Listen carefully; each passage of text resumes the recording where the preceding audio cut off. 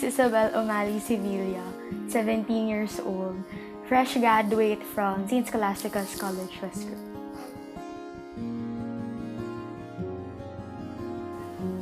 Personally, I want to study in Manila to be more independent para hindi ako masyado umasa sa parents ko and to learn about life. My sister would always say na mas convenient sa Manila kasi near yung places na pwede mong bilhan ng necessities mo. I expect to learn to be more organized as a person, to budget my money and time, to be more independent, and be more friendly and outgoing para mas madali pag wala na ako sa college, nasa real world.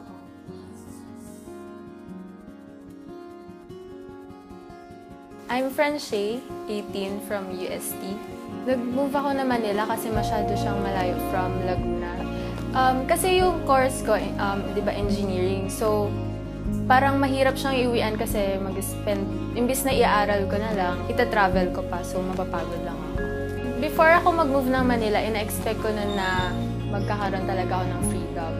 Yung napansin ko lang, kasi yun nga, di ba, from province to Manila, yung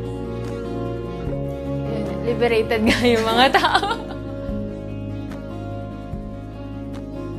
Since nagdo-dorm lang naman ako, so parang anytime gusto ko lumabas, text ko lang yung friends ko, punta kami sa ganito. Nakatulong siya sa akin kasi natuto ako mag-explore. So may mga places akong napupuntahan na hindi ko na-expect na mapupuntahan ko. Natuto akong maging open-minded kasi saints ko, sobrang secluded niya. So, yung maraming bagay ako na hindi ina-expect na makita, matutunan pagdating doon sa Manila. So, from that, natuto akong maging open-minded sa lahat ng bagay na makikita ko, experience ko.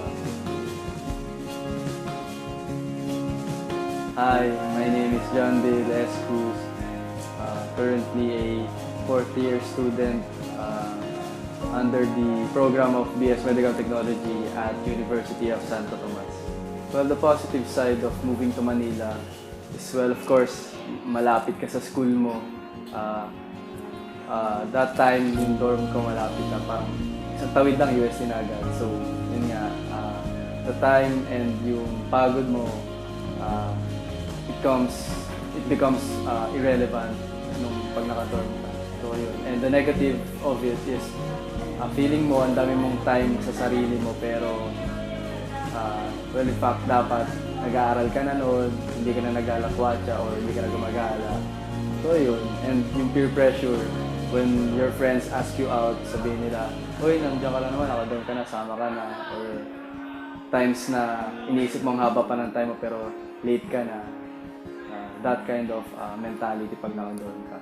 The positive habits that I've gained, yung pakikisama.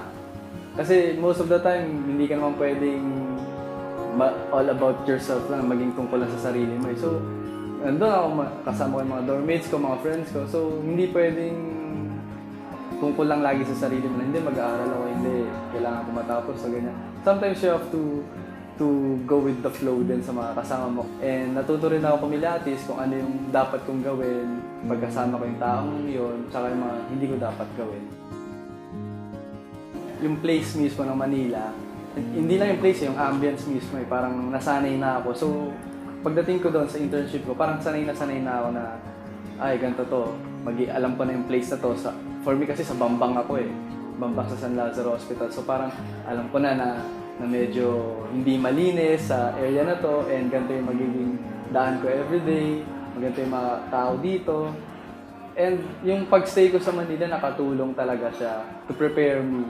Parang onting surprises na lang yung dadating and mostly medical field pa yung surprises, hindi na yung pagdating sa mga tao. And staying in Manila prepared me for that ambience and that environment na talagang pag bago ka, magugulat ka eh.